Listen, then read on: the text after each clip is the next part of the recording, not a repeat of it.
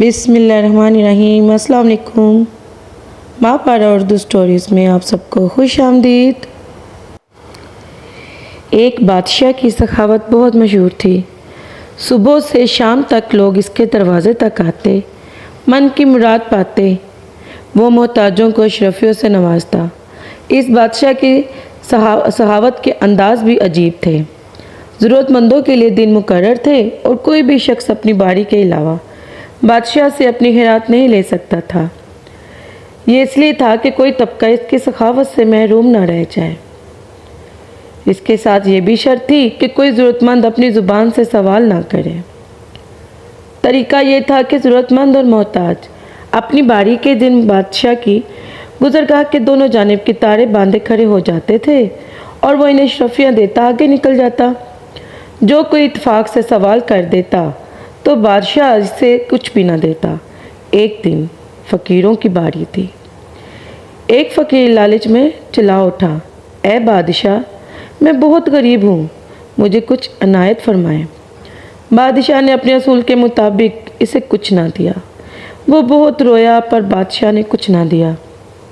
دوسرے دن وہی فقیر پیروں پہ دھجیاں اور پٹیاں باندھ کر بیماروں میں بیٹھ گیا۔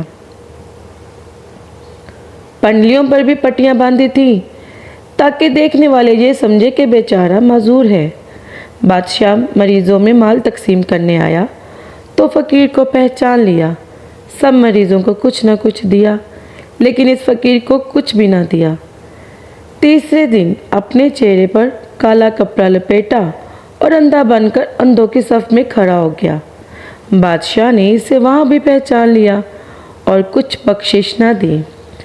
اگلے دن سر پہ چادر لی اور بیواؤں کی صف میں جا کر بیٹھ گیا۔ گردن جھکا لی اور ہاتھ چادر میں چھپا لیے۔ بادشاہ کی نگاہ بہت تیز تھی۔